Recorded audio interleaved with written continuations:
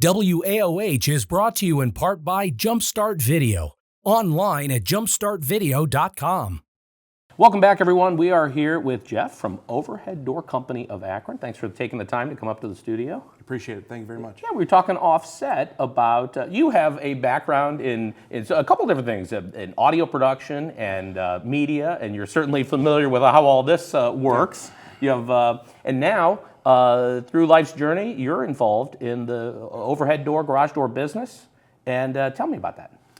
So I came from most recently a fire and security background, and one of the things that Overhead Door of Akron does, obviously we're dealing already with doors, whether it be vertical lift doors or passage doors for a person to walk through.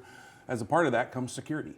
So with my security background, Overhead Door of Akron thought it would be a good idea to bring in somebody with a security background to try to expand that offering and have a little more knowledge on the security side of the world.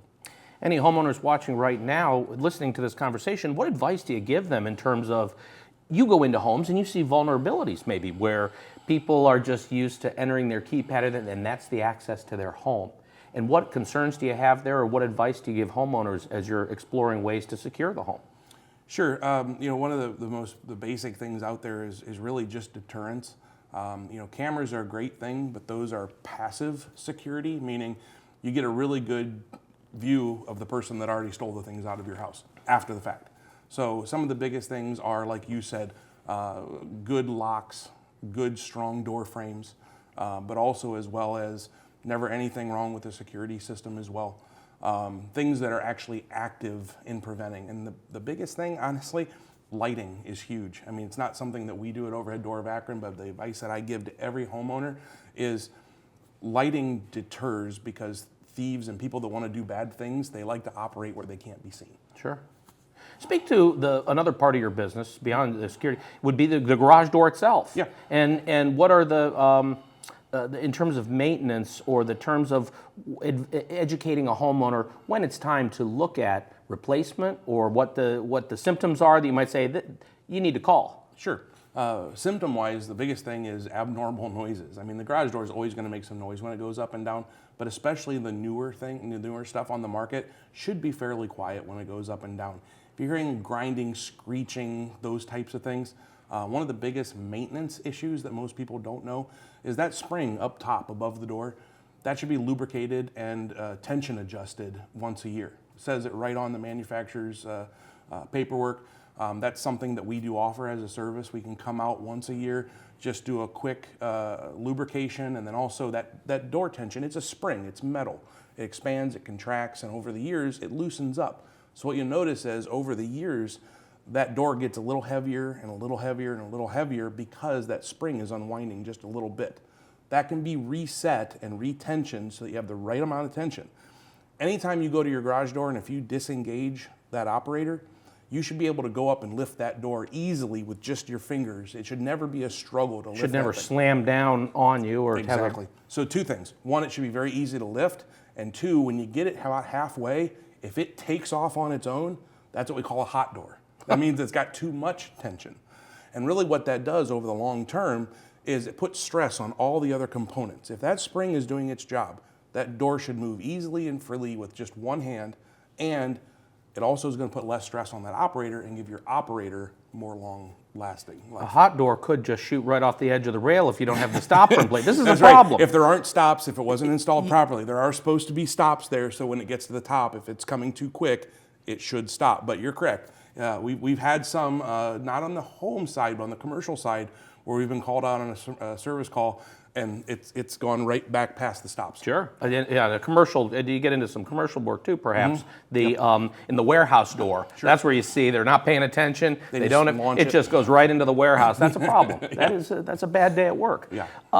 So in our lifetime, we're probably, let's say, close to the same age, and we remember the technology in garage doors changing. And when you were a kid, you first had the garage door opener to come home after school. We didn't even have safeties. When that garage door closed on you, you better not be underneath. You better not. but now you got to have those safeties lined up properly. Certainly, I'm sure. What's the other benefits of the modern trends in technology in the garage door business? What are the things that what we remember is, wow, now we have these sensors, but there's got to be other things that have come along since then. Sure, absolutely. As with the advent of tech, I'm a techie. I love Sure. anything tech. I've got every app you can possibly get on your phone.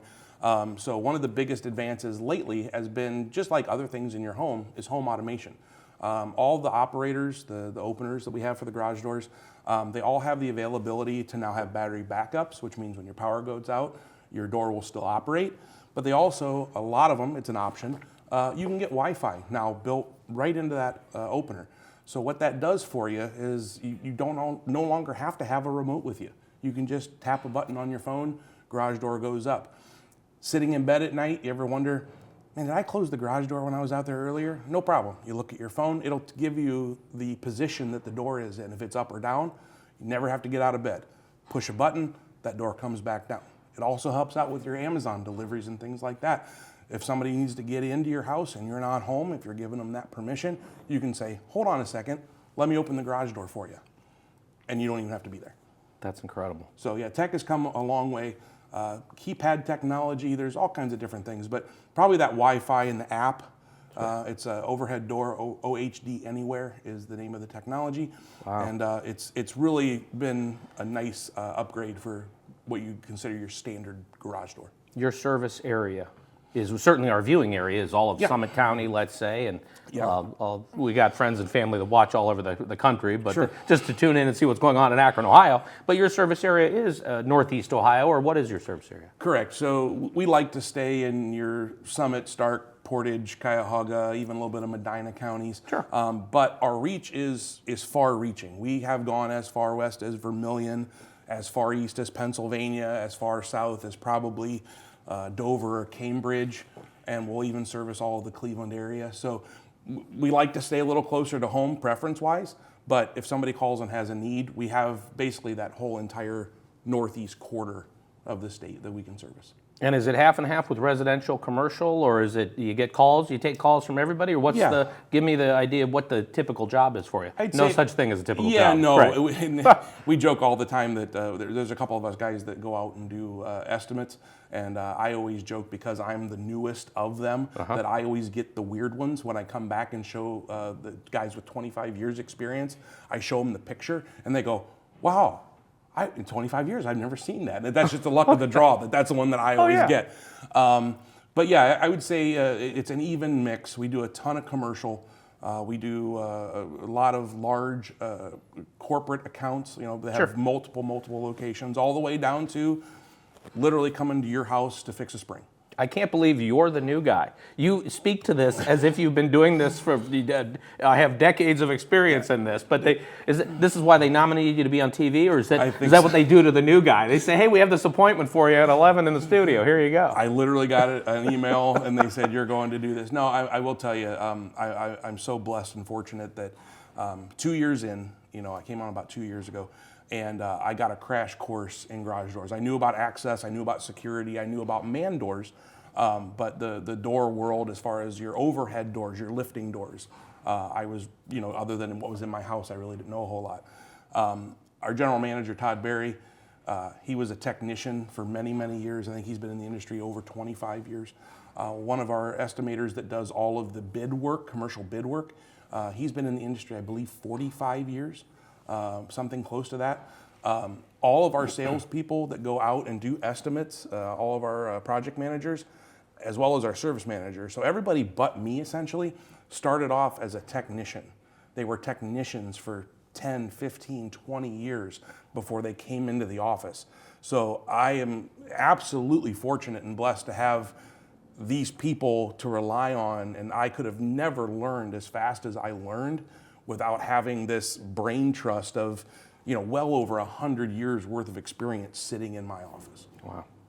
Absolutely fantastic. I'm going to create an editing nightmare for my crew. They love it when I do stuff like this, and I love to tell stories. It makes these a little fun. I have a garage door story. Okay. So 8th grade at Holy Family in Stowe, I'm the oldest of 6 kids in our family, so I was the one with the garage door opener. Because when we get off the bus, I'm the responsible one, apparently. I don't know how this happened.